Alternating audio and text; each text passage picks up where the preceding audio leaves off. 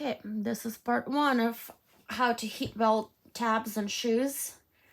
I'll just do a bit of an explanation first and show you how I do it. This is just my method that I've tried with trial and error, and this method works for me.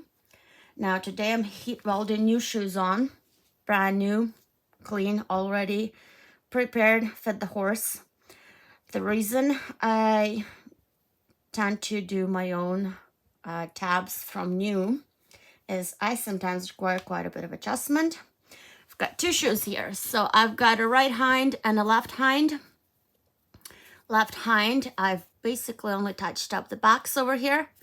Right hind, this horse has an old injury, so she doesn't use that leg quite as much, and I've had to adjust quite a bit.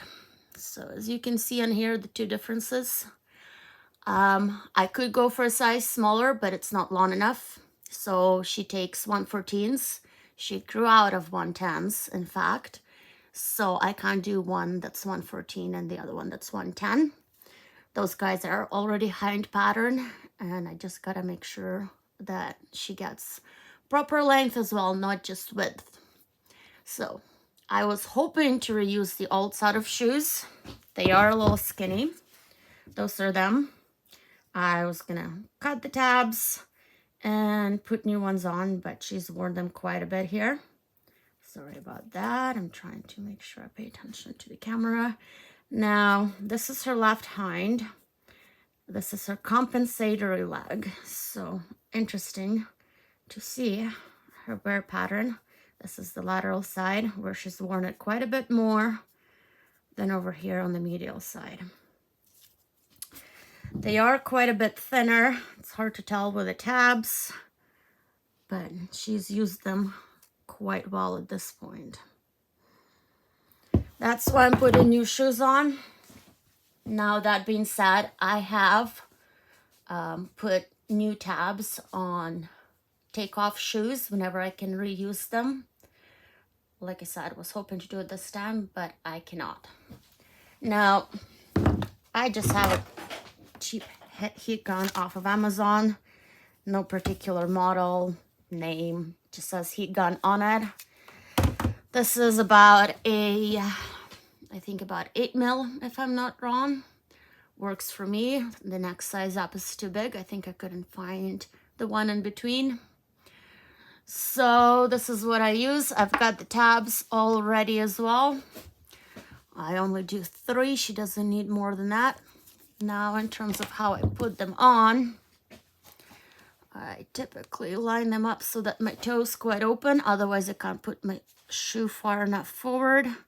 And it ends up sitting somewhere over here. So I typically try to line them up with this groove over here at the front. And you kind of want to see this groove, so maybe I'll switch sides.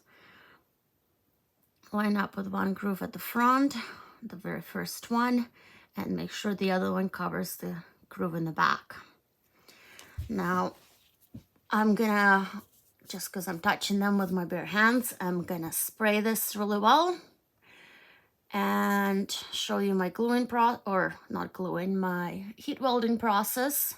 First of all, I'm gonna heat weld it here, and you don't want to put it too down low. It's supposed to be in line where the gap is here in between the tabs, supposed to be in line with the top of the shoe. And after I get that done, I let it cool off before doing what I call the blending, which is heating up the edges over here all along, and the back and the front, and blending it into the shoe. Before I did that, I was constantly losing the shoes because of the poor heat welding job. Another big thing that I always pay attention is making sure that it attaches quite solidly up at the top here.